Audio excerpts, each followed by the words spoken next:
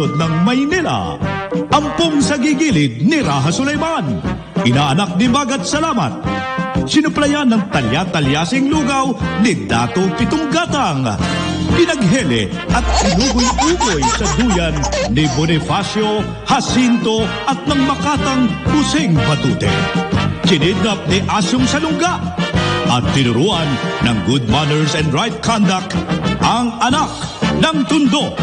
Sa banda Rine, si Rene Jose. Dito sa Pitunggatang, sa tabi ng uyan, mga kasaysayan na kung nalalaman. Ito ay chismis na pag-uusapan lang. Leo, walang labis, walang kulang. Direct from the Iberian Peninsula, iniluwa ng Bulkang Krakatoa.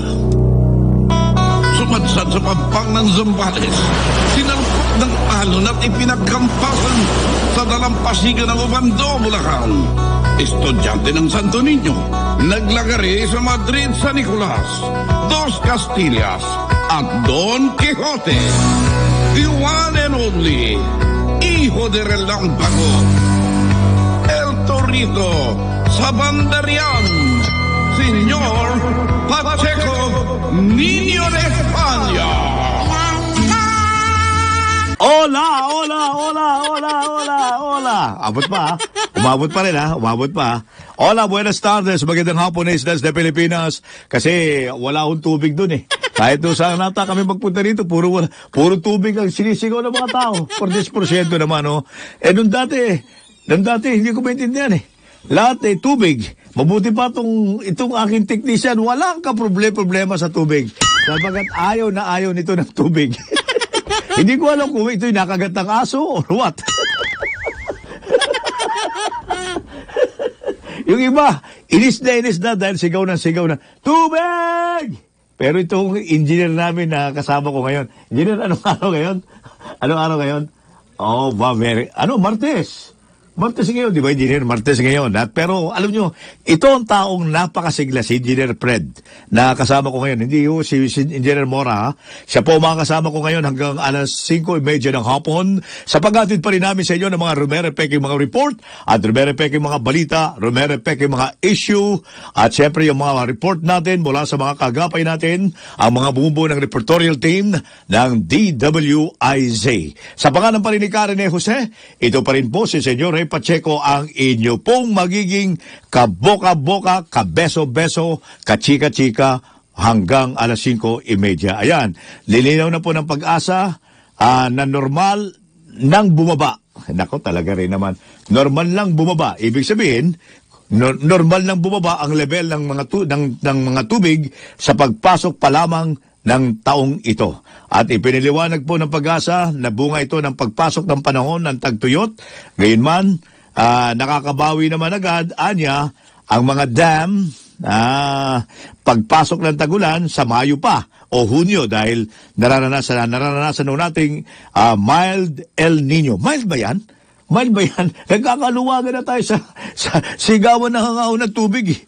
Ang mga tao, eh. Eto na, marami na stress. Nai-stress daw ang karamihan nating mga kababayan dito sa Metro Manila at ganoon din po sa ilang bahagi ng Rizal dahil dito sa problema natin sa tubig. Nako, talaga rin naman, oh. At ngayon po, pero mabuti po itong Maynilad. Itong Maynilad Water Services ay medyo pinawi nila ang na magkakaroon tayo ng kakapusan ng supply ng tubig sa kanilang mga nasasakupan lamang.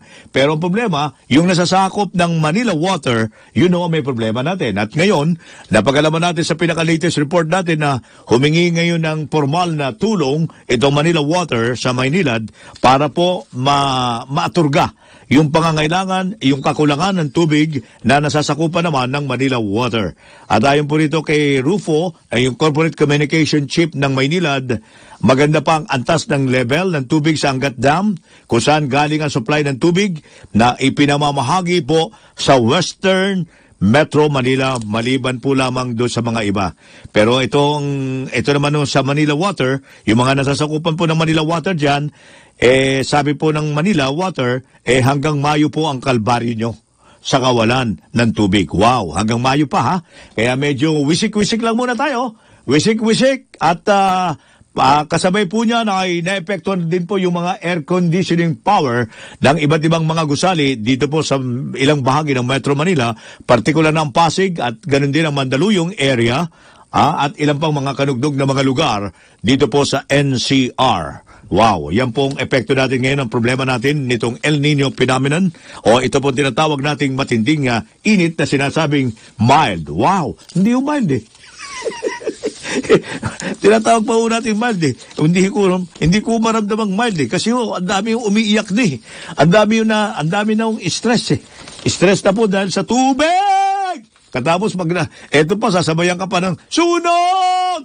Yun ang mabigat dun eh. Problema na tubig, may sunog pa, 40% naman. Samantalang Fire Prevention Month pa ho ngayon.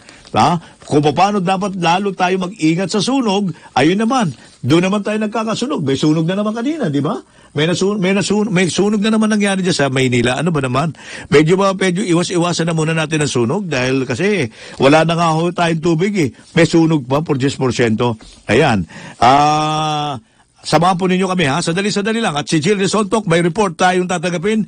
Hinggil pa rin dito sa budget. Nako. DWIZ Patrol! Kung bakit naman sumasabay pa ang budget natin, hindi ko malaman kung hanggang ngayon kung kailan makakalusot ito na matagal-tagal ng pinagtatalunan na kung saan po naiipit dahil sa away lamang ng dalawang mga pinuno ng dalawang kalibot ng tinatawag nating nitong tinatawag nating dalawang house ba yan? Matatawag ba natin yan? Kalipunan ng ating isipin mo, yung isa bumubuo ng mababang kapulungan, yung isa doon sa mataas na kapulungan. Nag-aaway ang mataas at mababang kapulungan at naiipit ang budget ng taong bayan. Paano ba yan? Ayan, yung proyekto daw po ng senador na nasa ilalim ng 2019 budget dapat daw i-itemize. Kanina ho namin binabalita ho yan, senyora. Tingnan natin ang balita na yan. Patrol 7, Jill Resoltok. Senyor, may kaugnayan dito sa mga sunugan ng sunugan? insertion. Sunugan? Post-BICAM realignment ng pondo. Anong sunugan? Bakit? Sunog ay sinasabi na? Nagkakaalaman. Ha? Sunog. Nagkakaalaman ng mga post-BICAM realignment. Ayun. So, marami ang nasusunog. Sa mga senator pala, hindi nagkakabukingan. Ayun, nagkakabukingan. Okay. 75 billion pesos. Teka, mukhang tumaas na. Sa Senado to, allegedly. Senado. Allegedly, 75. Okay. Post-BICAM realignment na ginawa ng mga umano'y Senate group. Teka muna, ano ba totoo talaga? Ano ba yan? Yung proyekto ng mga senador na nasa ilalim ng 2019 budget dapat daw i-itemize. Pero sabi naman ng Senado, hindi makatwiran ang pag-question ng Senado at sabihing illegal ang pag-itemize naman ng Kamara sa pondong pinayagang galawin. Kaya naman kasi sumasagot yung Congress. Oo, dahil dyan. Di ba binabakbakan ni Tim Lacson, sabi si Arroyo daw kasi 75 kaya nga, ang naiipit dito tayo. Tama. Nag-aaway sila. Yung pala, senyor, ito palang Senado, 75 billion o di umano. Post-BICAM realignment para sa proyekto ng mga congressman sa 2019 budget. Pero ayaw pangalanan kung sino yung mga senators, at ano yung mga proyektong ikinasa sa 2019 na budget nagkakahalaga ng 75 billion pesos. Wow, hindi biro-biro ha, talagang baboy ha, baboy na baboy ha. Ang humiling na i-itemize yan, i-itemize ng grupo ni Senate President Tito Soto. Itong minority leader na very close kay Congress Speaker Arroyo, si Danilo Suarez, sabi niya, pasangalan ng transparency ay ilantad na rin ni Soto. Obligahin niya yung mga kapwa senador niya i-itemize yung mga proyekto. Sa kanilang constituency, di ba? Wala naman sa constituency, nationwide sila eh. Nationwide. Ipangalanan kasi yung mga senators na nagpasok ng proyekto, magkanong proyekto, saang proyekto, para ma-audit, malaman saan pupunta yung umano yung 75 billion na yan. Post-BICAM realignment din to. Ang bintang kay Arroyo, nag-realign to si Arroyo ng 79 billion pagkatapos ng ratification.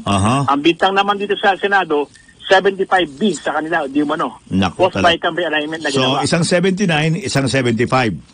Oo. Sa Senado, dapat daw pangalanan. Saan pupunta yung mga halaga ng salapi na yan sa proyekto? On the other hand, sa kabila din, sa kabila din, pangalanan din. Congress na itemize na.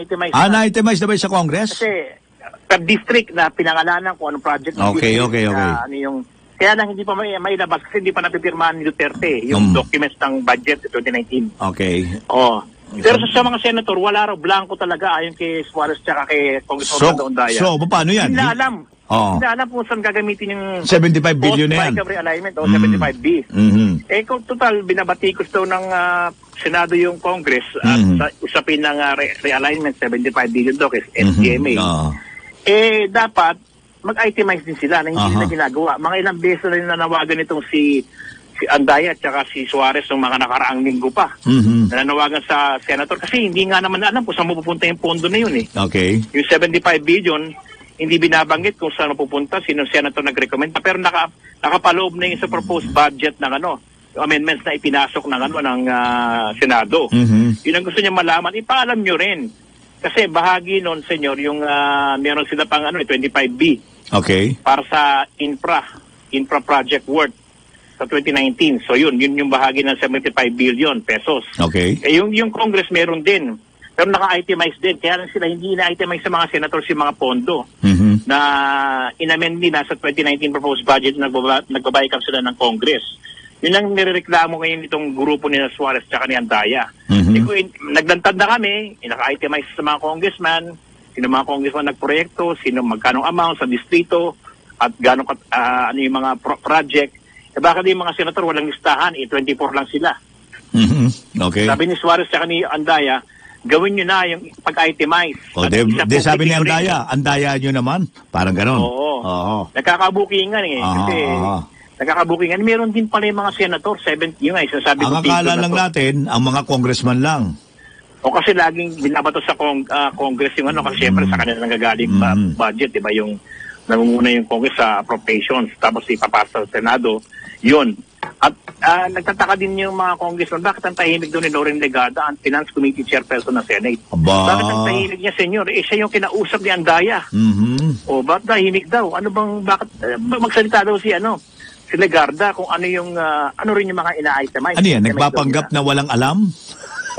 Hindi. Kasi ang pagkakapaliwanag ni Andaya, nung kausapan niya si Loren Legata, yung counterpart niya Senate, mukhang okay naman usapan nila. Nag-idea naman. Usapin ng BICAM, mukhang okay naman yung mga project, saka yung realignment, yung mga amendments na pinasok ng BICAM period. Nag-one-on-one talk pa kasi ng dalawa ni Loren. Mukhang okay naman, kaya lang di pumapalag si Ping Lacson nga, tsaka si... Paano ngayon yung sinasabi ng Malacanang na kung saan ay sinusuporta ni Lacson yung pahayag ng Pangulo na harangin ito sa pamamagitan ng veto power ang makikitang irregularidad sa 2019 national budget? Alam mo, senyor, mamayang gabi. Mamayang gabi na nga yan. Tinatawag ni Duterte yung dalawa. Yung dalawa, si Soto tapos si Speaker for a meeting tonight. Mukhang magamat hindi binabang. Paplansay na yan. Yung 2019 budget. Kasi nag-aaway, di ba? Nagsagutan sa media, etc. Nag-declare na... So, ang pupunta doon ay si Senate President Soto at saka si GMA. Ang Speaker GMA. Plus yung counterpart nila sa appropriation ng House, si Rolando Ondaya, tapos sa naman si Loren Legarda, plus yung mga opisyalis pa na... paano si Panfilo Lacson? Hindi na isasama? Isama nila si Panfilo, panay ngak-ngak ni Lacson. Hindi ko alam, tanungin mo kay Sedi kung sama si Lacson. Pero si Minority Leader Suarez kasama rin. Dapat si Lacson sumama rin para magkaintindihan na dahil ito ngak-ngak Ito nakakakita ng problema. Di ba? Mukhang siya lang ang... Bakit mo papupuntahin yung hindi nakakita ng problema? Siya nakakakita ng problema. Dahil siya ang dumakdak doon kay Presidente. Yung nga, sabi ng mga Congress, tahimik Loren Legarda. Si Loren Legarda, papupuntahin mo doon, tahimik naman. Si Lacson na maingay, siya naman ayaw niya papuntahin doon. Yun. Kasi ang dating sinasabi... Baka walang mangyari pag nagpunta ron. O baka mangyari dyan, maayos naman yan. Hindi natin alam kung anong gagawin nila, pero kasi may mga banta na nga si Duterte kapag illegal yung documents, di ba, hindi niya pipirmahan, particularly yung bagaman di tinutukoy na yun yung budget sa 2019, pero kapag illegal daw, hindi niya pipirmahan. Pero nagtawag siya ng meeting Okay. Siyempre pag meeting, senyor, hindi mo alam kung ano mangyayari dyan. Siyempre. Both houses inibitahan, leader ng House tsaka ng Senate. Habang parang nag-aaway na bata yan ng mga anak ng boss, anak pinatawag ng tatay. Halika nga kayong dalawa. Yan. Kaso, So, yun. ang dapat, yung isang kapatid, nandyan din. Yung mareklamo. Si Senator Panfilo Lacson yun Oo. Siya nagbubulgan Sabi ng nga mga pala ni problema. Suarez, ayaw daw niya maniwala sana, ayaw daw maniwala ni Suarez na bang araw talagang hindi makamove on tong si Lacson nung panahon ni Arroyo dahil nung mga panahon din, diba yung kinikwento ko. Nung hinaabol siya ng batas dahil doon sa mga pabidas siya, kuratong baliling. At gumaganti ngayon. Gumaganti yan. Yung vendetta na sinasabi. Ayaw daw sana niya maniwala pero mukhang ganun yung direction itong si Lacson kay Arroyo. Ayaw niya maging successful kaya bawat galaw ni Arroyo, syempre may negatibong sinasabi. Nung yung daw speakership, bumabanat din daw si Lacson. Mga panahon yun na ngayon, sa budget bumabanat din, binabanatan niya rin si Arroyo. Yun yung, or less, ganun yung mga premise, yung mga linya nitong si Suarez tsaka ni Anthony Bravo kahapon. Parang matinding personalan, pinipersonal dahil nga sa makaganapan ng mga nakalipas na sa buhay ni, di ba pinilikula pa yun si Robin Padilla? Yun nga. Di ba sinasabi ko nga sa'yo kahapon? Minamanhunt siya ng polis dahil nga sa mga kasong sinampas sa kanya ng mga panahon na yun. Ayan. Yun, baka doon daw ang direksyon kaya medyo galit na galit si Lacson kay Arroyo. Yun yung duda ng mga congressman. Ayun. Wag daw sanang gawin dahilan yung para ma-hostage yung budget. Kasi senyor, sinasabi, may yung grupo nila, nila yung mga grupo ng guro, Franz Castro. Meron nang hindi nakakasweldo ng mga public school teachers sa Cebu tsaka Caraga kasi walang bagong budget sa 2019. Okay. Plus, bitin din yung sweldo ng increase sa salary standardization tsaka sa police tsaka militar, yung increase nila. Wala nasa 2019 yun Pag hindi mo kinamada yun, baka mawala ng increase yung mga police tsaka militar. Okay. Tsaka yung iba pang salary standardization increase, baka hindi rin mahabol din yun. Okay. Dahil wala ang indication dapat kung ano yung 2019 budget tsaka yung mga items doon dapat mapupunan. Kapag nag-re-enact ka ng budget, problema, senyor. Problema, yung mga pinondohan ngayon, baka hindi mo ponduhan. At saka yung mga naponduhan na baka madoble. Nako. Ibig sabihin, halimbawa, mayroong isang tulay na pinondohan ng 2018, tapos na yung tulay. Kapag nag-re-enact ka, may pondo para tulay na yun. May pondo pa ulit. Re-enacted halimbawa, pinagawa mo yung City Hall ng isang syudad. Gawa na. Fully furnished. Tapos lalagyan ulit ang pondo. Papondo ulit? May pondo uli yun. Ano ba naman yun? Re-enacted di ba, may City Hall uli. May pondo uli yung City Hall. Ano ba naman paano yun? ngayon yun? Yun. Dadalhin yun. So yan. Double whammy. Ine-referee ni Duterte yung dalawang kapulungan mamaya. Okay, antabayan na natin. Tingnan gabi kung anong areglo. Abangan natin. Kung maayos yung problema nilang dalawa ng grupo ni Soto tsaka ni GMA, Spill GMA sa usapin ng 2019 budget. Okay. Ito si Patrol 7, Jill Rason Road para sa DWIC, Bintol Locas, Palitang Sigurado, tapas sa Servisyo Komentaryo Mundo. DWIC! Magbabalik kami sa sandali po lamang. Rene Jose, Senyor Pacheco, Senyor Pacheco, Rene Jose, doble banda, doble ganda.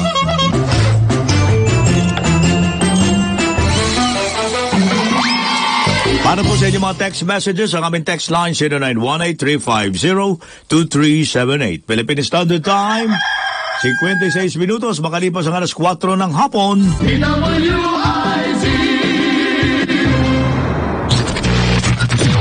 Doble ang tindi ng komentaryo. Doble. Sina Karen Jose at Senyor Ray Pacheco. Ito ang Doble Banda. Okay, pinakikilos na po ni Health Secretary Francisco Duque III yung pong pamunuan ng Rizal Medical Center. Nako, nandito yan sa may Pasig. Nako, saan epektado po ang wala ng tubig rito sa may Pasig at Mandaluyong. Nako, daming umiiyak dito. Para tiyakin daw sa Manila Water ang supply kada araw ng 10 hanggang 20,000 galon ng tubig. Bakit? Nako kailangan daw po talagang tubig dyan sa mga ospital. Kasi po yung ospital na yan, public hospital pa naman yan. Ang daming nagpupunta ho dyan. Ang dami yung dinadala dyan, senyora. At binigyan din po ni Duque na dapat maging priority ang isang pampublikong ospital tulad ng RMC o nito pong Rizal Medical Center para rasyonan ng tubig na kailangan sa araw-araw. Naku, yung hygiene. Yung kalinisan dyan, kailangan Naku, ang saselan pa naman lalo kung may mga operasyon, di ba? Kailangan po ang panglinis lalo na sa mga bagay na kinakailangang linisin at dapat malaging malinis. Paano magiging malinis kung wala tayong tubig? Ha? Yan ang nagiging problema. So nakikita natin kung gaano ang bigat nitong krisis natin sa tubig, na kung saan po ay mukhang talagang masasabi natin critical level na po itong kalagayan ng La Mesa Dam. At sabi nga po rito, ayon po dito sa report na natanggap, gumagamit na po ng cloud seeding ang gobyerno. Kapag nagpatuloy pa ho, gagamit na po sila, posibleng gumamit na po ang gobyerno kapag nagpatuloy po sa iba't ibang panig ng bansa, partikular na sa Metro Manila, ang ganitong kakulangan ng tubig. At kahapon, sinabi po ni spokesman Salvador Panelo na gagawin ng gobyerno ang lahat ng paraan upang mabigyan ng solusyon ang naturang problema na ito sa water crisis. At ayon po kay Panelo, isa umano sa mga posibleng gawin ng pamahalaan ay ang cloud seeding. At yan lang po muna ang pinaka-immediate na magagawa talaga natin. At nananawagan naman si Panelo sa mga kinaukulan na pagbutihin ang pagpapalabas ng mga water advisories. Yun lang po magagawa natin. At kailangan, lagi lang ko kayo nakikinig sa mga radyo para po sa mga interruption. Kaso ang interruption tuloy-tuloy naman talaga. At kung kailan ng rasyon, di ba? Sa mga consumer upang makapaganda sa pagkawala ng serbisyo ng tubig sa kanilang mga lugar. At kaugnay po ng crisis sa tubig na nararanasan po ngayon sa ilang bahagi ng ating bansa, binilaan na po ng Department of Health ang publiko hinggil sa mga sakit na ibubunga ng sitwasyong ito. Isipin mo, may sakit na epekto ng dala ng kawalan ng tubig o kakulangan ng tubig. Sabi po ni Undersecretary Eric Domingo na ang madalas na kakulangan ng tubig ay maaaring magdulot ng iba't ibang sakit. Yun ang hirap. Na may kaugnayan sa kakapusan ng sanitasyon tulad ng maling paghahanda ng pagkain. Para niyo maiwasan ang mga sakit, medyo konserbahin ang malinis na tubig. Unahin ang malinis na tubig para sa konsumo nito at panatilihin ang kalinisan. Yan lang po muna ang magagawa natin for the meantime. Medyo kung bubawasan na muna natin ang konting paliligo, wisik-wisik na lang muna. Pero mahalaga yung ating sanitasyon. Okay? Yun yung ngayon ang bibigyan nyo. Kasi di mo malaman kung ano ang bibigyan mo ng importansya. Yung hygiene, o yung kasi lalo na kung babae, di ba? Kailangan ng hygiene. Kailangan po kalinisan din sa katawan nila. Ang lalaki, wala ko kami. Dali-dali lang ko kami. Dali lang kami sa may kanto-kanto, pwede na ko kami. Ang babae, hindi po pwede. No? Yan ang sakit ng ulo ngayon na nararamdaman ng ating mga kababayan kaugnay dito sa tinatawag nating pagkalagay o paglalagay na kusa nasa critical level na po ang ating La Mesa Dam na siya pong simula ng krisis natin sa tubig! Magbabalik ang doble banda. Sandali po lang. Rene Jose, Señor Pacheco, Señor Pacheco, Rene Jose, doble banda, doble ganda, simply laughable.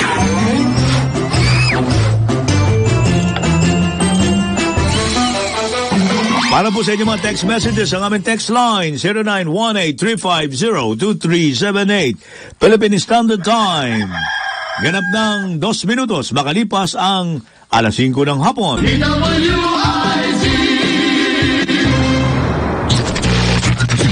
Doble ang tindi ng komentaryo. Doble. Sina Karen Jose at Senyor Ray Pacheco. Ito ang Doble Banda. Okay, tuloy-tuloy tayo. 7 minutos makalipas ang alas 5 ng hapon. Report ba to? Mamaya, katapos na to, no? Ayan. Kahapon lang ito, no? O nung isang araw. Kahapon ba nag-resign si Secretary? Si Balutan? Okay. Alam niyo hanggang ngayon ay nalilito pa rin ang taong bayan tungkol dito kay Balutan. Dahil kasi po, kung natatandaan niyo kahapon, 2 report yung natanggap natin. Nauna, ipinahayag po ng palasyo na sinibak si PCSO General Manager Alexander Balutan dahil sa aligasyon daw ng korupsyon. At sinibak po siya noong Biyernes, 3 araw makaraan siya at iba pang PCSO officials ay mag-testify sa House of Representatives kaugnay sa issue ng corruption sa issuance ng small town lottery o franchises sa bansa. Ang STL po ay nilikayan para ipalit sa illegal na weteng. Alam natin yan lahat. Pero sabi po ng Malacanang kahapon, sinibak na po si Balutan dahil sa serious allegation ng corruption. At sabi ni Presidential Spokesman Panelo, ang pagsibak kay Balutan ay dapat maging babala sa ibang mga government officials at empleyado na gumagawa ng korupsyon. Wala raw secret cause sa kasalukuyang administrasyon. At lahat ay masisibak kapag nasangkot daw sa katiwalian. Yan. Kasi kung natatandaan nyo, una nang sinabi noon ni Presidente Duterte na makaamoy lang siya ng korupsyon sa isang tanggapan ng pamahalaan. Maamoy lang, ha? Umamoy lang. Sumingaw lang. Na ang isang korupsyon sa isang tanggapan ng pamahalaan, sisibakin po niya. Sisibakin po niya sa pwesto. Wala nang tanong-tanong pa. Sabi mo niya, kung natatandaan nyo, kaya ang payo ng presidente sa mga gumagawa ng korupsyon ay magbitiw na lamang sa pwesto. Kaya, kaysa mapahiya kayo. Ngayon, ang hindi ko maintindihan, noong 2007, kung natatandaan nyo rin, noong 2017, di ba, noong 2017, maraming government officials siyang sinibak sa pwesto dahil sa aligasyon ng corruption. Ang ilan, biyahe daw ng biyahe sa ibang bansa. Subalit itong pagsibak kay Balutan, yan, medyo may kontrobersyal ng konti. Para bang itong pagkasibak kay Balutan ay nababalutan ng kontrobersya. Parang nababalutan ito ng kontrobersya. Itong pagkakasibak kay Balutan. Okay. Sapagkat, sinasabi ni Balutan, kasi dalawang report sa akin kahapon, sinabi po niya, doon sa Kongreso naman, report, na nagbitiw siya sa pwesto sapagkat meron siyang hindi masikmura sa PCSO. May counter na si Balutan. Ang Malacanang, iba din ang pahayag, di ba? Dito parang defensive ang pagkaka-statement dito ni Balutan na kaya siya nag-resign. Siya naman nag-resign, hindi siya sinibak. Kaya siya nag-resign, hindi niya masikmura, meron siyang hindi masikmura sa PCSO. Ang sinabi niyang ito ay nagbibigay ng kung ano-anong kuro-kuro, haka-haka. Yan ang hirap May kuro-kuro, haka-haka, nagiging, para tayong hapon, huku-huku, haka-haka, kuro-kuro, yan. Kukuro-kuku, kaya hindi natin malaman kung alin ang totoo, alin ang hindi, kung alin ang gawa-gawa lang, o alin ang fake news, alin ang genuine na balita. Hindi natin malaman. Kung sino ba ang totoo nagsasabi, Malacanang o si Balutan na nagsalita doon sa Kongreso? O ano ba talaga? Sino ba paliniwanan natin, Kuya Eddie? Kaya, ibang statement ng Malacanang, ibang statement ni Balutan. Sinabi niyang ito ang nagbibigay ng kung ano ng mga haka-haka ngayon. Maaaring isipin na mayroong naninira daw sa kanya. Ayun. Yun naman sabi. At sinabi ni Balutan na bago siya naupo sa pwesto noong 2016, tahasan niyang sinabi na magre-resign siya kapag may nag-utos sa kanya mula sa Office of the President at Congress na hindi niya masikmura. Ayun. Ano kaya yung hindi masikmura ni Balutan? Na siyang nagtulak sa kanya para po siya mag-alsa Balutan. Yan, Iba yan, Iba kasi yung panig ni Balutan, siya po ay nag-alsa Balutan. Pero ito naman po Malacanang, hindi siya nag-alsa Balutan, kundi siya ay binalot at hiniyagis. Puro balutan ang nangyari, parang gano'n. Iba po yung binalot at saka hinagis. Tama ba, Engineer Fred? Iba yung binalot sa kakahinagis. Ito naman siya nag-alsa Balutan. Alin ang totoo doon? Yung binalot ka at hinagis o ikaw ay nag-alsa Balutan? Kaya dapat dito po ay ihayag ito ni Balutan. Dapat ihayag ito ni Balutan para maging kung ano talaga yung sinasabi niya na yun na nagdulot ng kanyang pagre-resign. Yung tinatawag niyang hindi daw niya matanggap at masikmura sa PCSO. Ihayag dapat ni Balutan para maging malinaw ang issue, di ba? sabihin na niya, ang lahat, wala na siyang tatago dapat. Wag na niyang balutan ng mga problema pa. Wag na niyang balutan ng mga bagay na hindi namin makikita. Kailangan alisin mo ang balot. Ihayag mo sa amin, balutan. Tanggalin mo ang balot. Dahil pag tinanggal mo ang balot, makikita na ng taong bayan yan kung ano talaga yung hindi mo masikmura. Pero kung nananatiling nababalutan yan ng mga haka-haka at kuro-kuro, mananatiling hindi malaman ng tao kung paniniwalaan ka o hindi. Ihayag mo yan. Tanggalin mong balot para maging malinaw ang issue at sabihin na niya ang lahat-lahat. Di ba? At syempre, ang Malacanang naman, kasuhan si balutan. Dahil ang presidente lagi na lang ganun sinisibak, pero hindi kinakasuhan. O di ba kung may kaso, di ba dapat kaso. May kaso dahil daw corruption. Tinanggal nyo lang, kasuhan nyo rin. Di ba? O, sige balutan, kung nakita nyo may kaso, huwag nyong balutan ng huwag nyong balutan ng pag binabalutan yan, hindi nakikita para makita namin. O, kung matibay ang ebidensya at inalis nyo rin ang balot, makikita ng taong bayan na may matibay na ebidensya ng korupsyon. Huwag hayaang nakabitin kami rito. Nakanganga kami rito. Na yamang lahat ng mga ginagastos po dyan ay mula po sa bulsa, sa bawat bulsa ni Juan de la Cruz ng Islas de Pilipinas. Magbabalik ang Doble Banda, sandaling-sandali po lamang.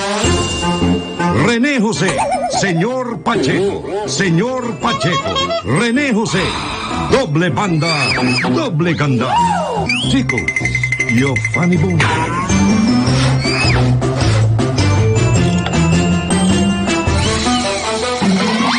Para po sa inyo mga text messages, ang aming text line 0918-350-2378. Philippine Standard Time, 15 minutos, makalipas ang alas 5 ng hapon.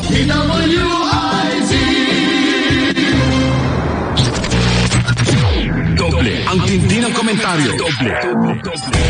Sina Karen Jose at Senyor Ray Pacheco. Ito ang Doble Banda. Okay, tuloy-tuloy tayo sa bahagi ng ating Doble Banda ngayong araw na ito ng Martes. Ay ano nga ba tayo ulit? 12. Tama ba? Tama, Engineer?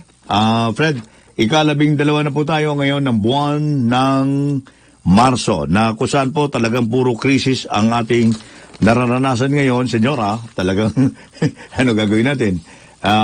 Alam nyo, sabi, itong epekto ng El Nino, medyo mabuti naman at ewan ko kung paano gagawin dito.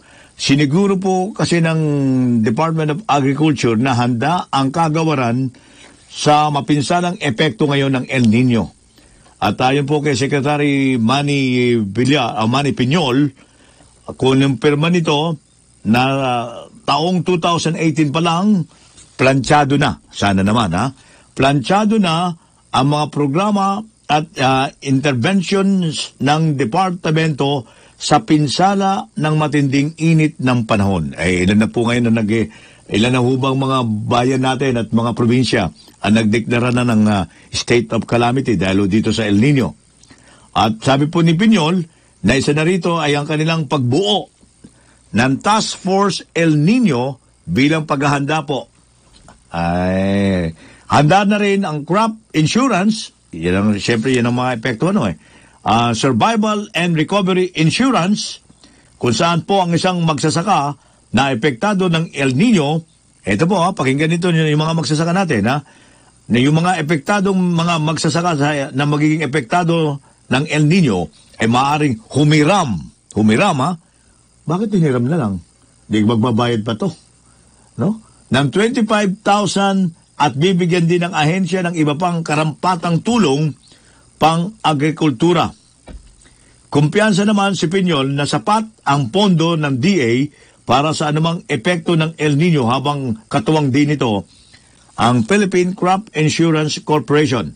Inaasang tatagal pa ng ilang buwan ang dry spell. Talaga hanggang Mayo daw di ba? Hanggang Mayo po ito. At sa Negros Occidental, Palawan, Mindoro at iba pang lalawigan, na ngayon po unti-unti na naepektuhan ng matinding init ng panahon sa bansa. Kaya, ewan ko, mas mahabang araw po kasi ang mararanasan natin, di ba? Mas mahabang tag-araw po tayo ngayon. Yan po ang mararanasan natin dahil yan po ang sinasabi ng Pag-asa. At ayon nga po sa Pag-asa, pagkatapos ng Marso 21, malapit na yan, next week na yan, ha? Dahil yun po, pagkatapos daw ng Marso 21, dahil dito sa tinatawag na vernal equinox o spring equinox na isang celestial phenomenon kung saan ang araw ay direktang sumisikat sa equator. Dahil dito may kaparehong haba ang araw at gabi at sa kaparehong latitude sa magkabilang hemispheres ng mundo. At sinabi po ng Pag-asa na ang vernal equinox o ay hudyat na ng pagsisimula ng spring sa Northern Hemisphere na kinabibilangan ng Pilipinas habang autumn naman sa Southern Hemisphere at kadalasang mas maagang sumisikat ang araw sa panahon ng vernal equinox. Meron pong 2 equinox tayo sa kabuuan ng taon at bukod po sa vernal equinox, meron ding autumnal equinox na kadalasang nagaganap sa buwan ng Setyembre. Kaya mas mahabang araw po ang mararanasan natin ngayon at medyo kung mahaba ang araw, mahaba rin pong init ang mararanasan natin, senyora. Ewan ko ba kung bakit ganito. Pero anyway, batiin muna natin yung dapat natin batiin sa lahat ng ating mga amigos at mga amigas na nanonood doon sa atin sa live stream. Mabuti ho kayo dyan. Medyo hindi kayo sumisigaw ng tubig. Dito, tubig ho problema namin. Marami po ang wisik-wisik na lang. Yung iba po, paggamit-gamit na lang ng tissue. Pa-tissue na lang ho kami. Okay, si Patricia Easy, good evening, Sir Pacheco. God bless from Japan. Uy, magabi na ba dyan? Arnold Lood, buenas tardes, senyor. Pacheco from Riyadh. Si David Quindoza, watching from Australia. Si Brix Gracia, watching from Japan. Si Ramon Bautista, good afternoon, senyor. Again, doble banda. I'm watching from Spain. Ayan.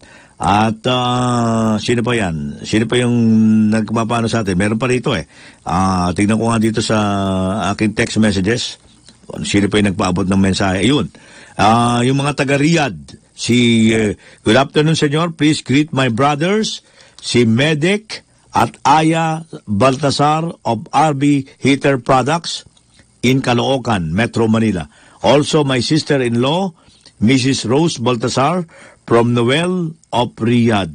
Ayan, Kingdom of Saudi Arabia. Ayan, ito regular na nanonood sa atin sa magitan ng live stream. Ito pong si Noel Baltasar. Maraming salamat, Noel. At ganun din, si Marco Fernandez. Hello, Lodi Senyor. I'm watching from California. Uy, malamig-lamig pa kayo dyan, ano? Si Adele Sky. Good afternoon, watching from France. Ayan, si France. Francis Coral, magandang hapon, doble banda, watching here from Riyadh. Dalawa na kayo taga-Riyadh, si Noel Baltasar at saka ito si Francis Coral. Sino ba to? From Christian Cristobal, hello po, sa doble banda. Sino naman to nagpahumabol pa? Dito po kami nanonood sa New Zealand. Ayan, yan po mga nag-ano sa atin. Uy, Senyor Ray, nako, eto na. Nagre-report ito. Senyor Ray, nakasubaybay na po ako sa doble banda dito ako gawing, ayan. Ito na naman, itong regular natin na si Senyor Pabiala, na lagi hong nakatutok ko sa ating palatuntunan. Senyor Pabiala, good afternoon. Buenas tardes. Okay. Si Christian Cristobal, hello senyor, nanonood kami dito sa New Zealand. Maraming salamat. Si OM Orca, hola senyor, watching from Argentina. Ayun. Meron ba? Ayun. Si Ron Pascubilio. Hello Philippines, double banda, watching from Italy. Ayan. Si Rico Barquilles. Hello sir, watching from Madrid, Spain. Si Jose Rodriguez, watching from Barcelona via live streaming. Si Ning Castillo, watching sir from Singapore. Ayan. Si Jacob Joseph. Hola mga kabanda, watching via Facebook Live here in San Francisco, USA. At si Jerry Contreras, hi senyor, I'm watching from New York, USA. Ayan. Si Raquel Gonzalez, hi senyor, from South Korea. Ayun. Mga anyong sayo, ayan, anyong sayo, anyong sa akin. Ayan. Para sayo at para sa akin. Okay. 26 minutos na po makalipas ang alas 5 ng hapon at habang pinag-uusapan pa rin natin itong ilang mga issue pa rin natin. Ba, may pahabol pa pala. Teka, sandali lang. Meron pa pala. Si Sam Lee. Hi, senyor. Watching po with my brother here. Saan lugar naman to si Sam Lee? Sam Lee. Ayan. Okay. Maraming salamat, Sam Lee. Okay. Ito na po yung mga text messages natin. Doble banda from Ardica. People are saying that Manila Water has never run out of reasons for it unreasonable. Continuous increases on their rates every now and then despite poor services. Medyo Ardica, nagpahayag na po sila na bababa po ang bayad natin sa tubig diyan po sa Manila Water sa darating na buwan ng Abril. Ayan. Also true with the Meralco. A challenge is posed to politicians who would initiate the investigation and would likely be winners in their reaction bids. Let us see and wait for their daring initiative without accepting campaign funds for the benefit of our people. Okay? Yan po ang comment ni Ardica ng 639-198-465-409. Ayan. Maraming salamat, Ardica. Samantala, si 639-2185-11489, sinasabi niya rito, pakibati naman sina Soylo Luna at Telma Luna ng Makati. Okay. Okay, salamat din. Maraming salamat. Okay. Ano to? Ayan.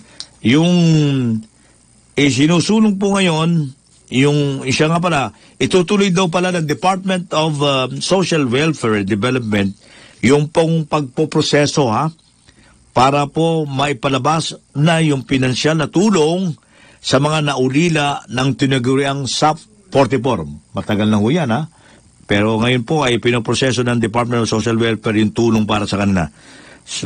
Natauhan po ng Special Action Force ng Philippine National Police na nasawi sa isang palpak na operasyon. O nga naman, Pamalpak yun sa Mamasapano, Maguindanao noong 2015. Ayon po sa DSWD, minamadali na nila yung paglalabas ng first tranche ng Special Financial Assistance sa mga 71 dependents. At least makakabawi ho kayo yan. Na nagkakalaga ng 11,378,338. Ang nasabing halaga ay mula po sa President's Social Fund ng nakarang administrasyon sa ilalim ng Social Services Program para po sa mga pamilya ng Armed Forces of the Philippines at PNP personnel na napatay sa naturang operasyon. Ayan po, maliwanag na po yan, na yung pong mga inulila nitong SAP 44 sa isang palpak na palpak daw na ginawang pag-operasyon nila na ewan kung paano nagkapalpak-palpak, nakarampong administrasyon yan. Anyway, ayan po, meron na kayong biyayang tatanggapin. Hintayin nyo po mula sa DSWD. Marami po salamat sa lahat ng ating mga amigos at mga amigas ngayong araw na ito ng Martes, 12 ng buwan ng Marso. Medyo mainit po ang panahon, patindi ng patindi, at problema po namin ng tubig! At yung pong sunog, mag-ingat kayo senyora. Kung Fire Prevention Month, pairali natin yung prevention, sabi nga, prevention is best kesa po magkaroon tayo ng problema. Okay? Marami po salamat. Muchas gracias. At sa pangalan pa rin ni Karen Jose, ito pa rin si Senyor Ray Pacheco nagsasabing, hasta mañana. See you, love. Ito ang Doble Banda.